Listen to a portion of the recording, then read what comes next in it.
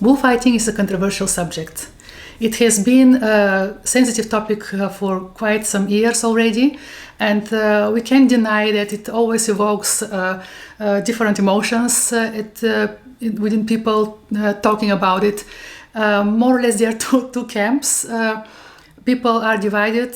Some of the people think it is barbaric, and you can't just, it's not anymore from this time. You can't just kill animals for pleasure and for the show.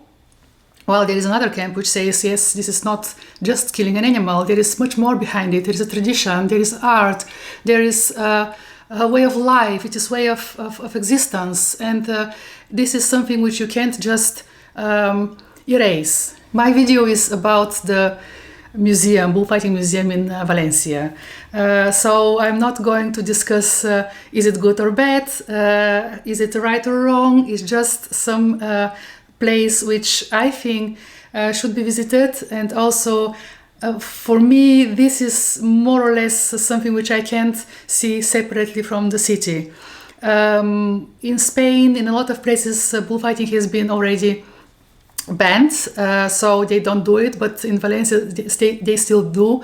And as a matter of fact, I was not able to go to see the bullring itself because it was about to be prepared for an event, and when they're busy in it, they unfortunately don't allow visitors from the museum to go and to see it.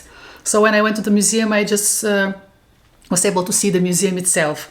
The bullfighting ring of Valencia is quite remarkable. It is almost 100-meter diameter, and it is accommodating about 13,000 people, if I'm not mistaken, almost. It's big, it's old, it's from 1859. I think then it was opened, the first a bullfight was officially opened, but the bullfighting actually goes way back. It is started from somewhere from around 11th century. Yeah. And so, as I said, this bullring has been first officially opened with a bullfight in 1859, and the museum has been opened about 70 years later in 1929. The collection shows, for me, it was I was most impressed by the costumes, the suits of lights, as they are called, skin tight, extremely richly embroidered, and then decorated, just looking so beautiful. This glamour which they exude doesn't take away the fact that this is a very dangerous game. Sport or art, however you call it, it is not only the bull who dies. They are very often people who are not only the matadors, but also other professionals there have been injured and killed during the process. So this takes me to the other interesting fact about the bullring.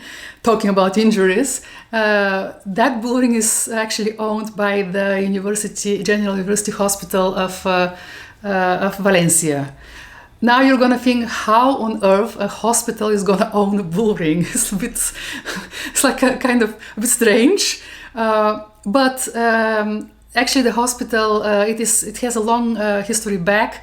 In 17th century, the hospital saw the big potential of the bullfights, and they actually asked for permission from King Philip IV if they can manage the bullfights, and he agreed, but on one condition, that all the money they get from the profit goes for the maintenance of the hospital and for the taking care of the people there.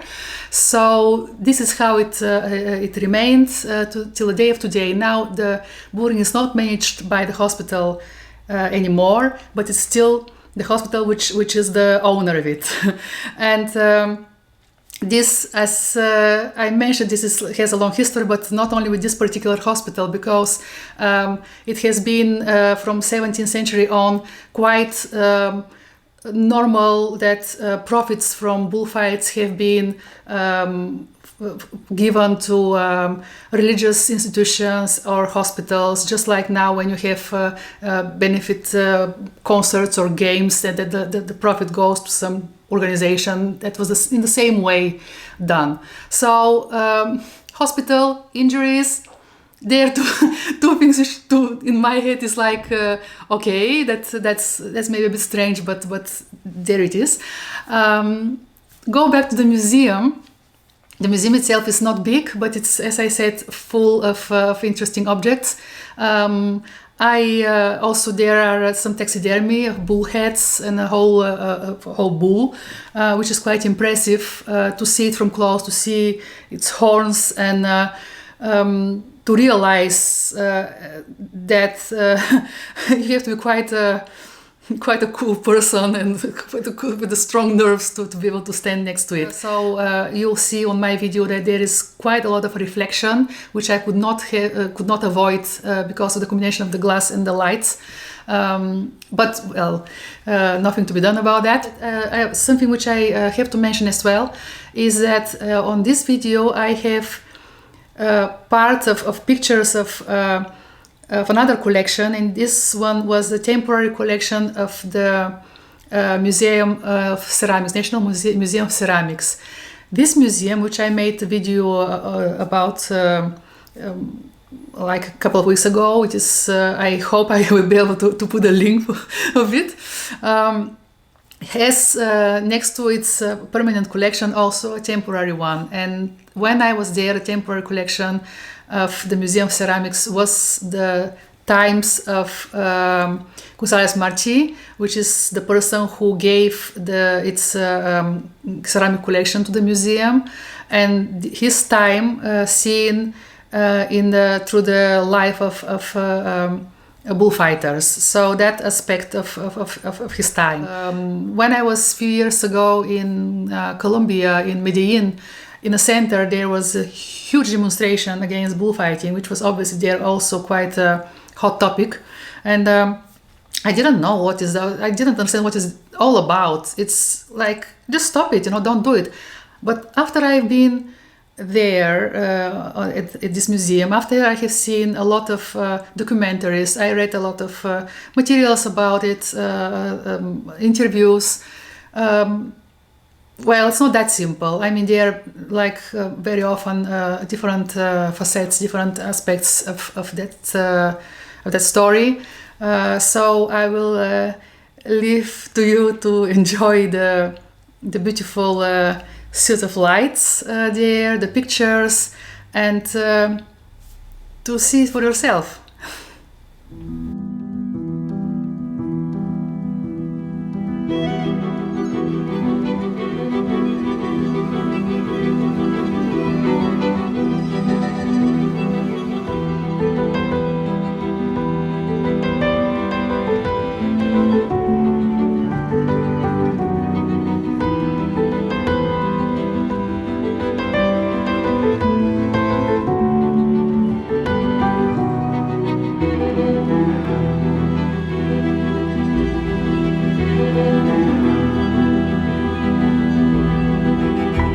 Bullfighting as we know it today began in the 17th century when the festival of fighting bulls started to become more formal.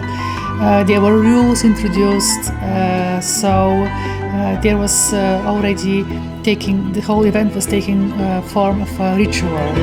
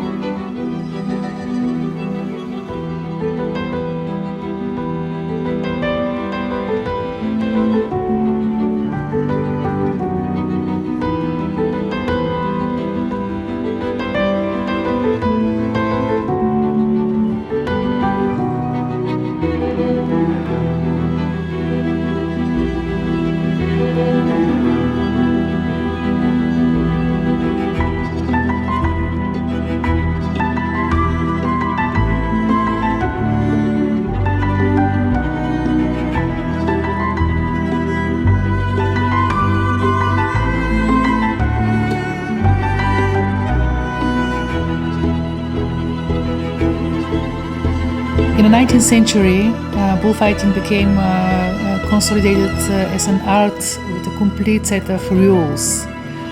So bullfighters became more professional. They were following some steps. There are some elements which are always present in a bullfight.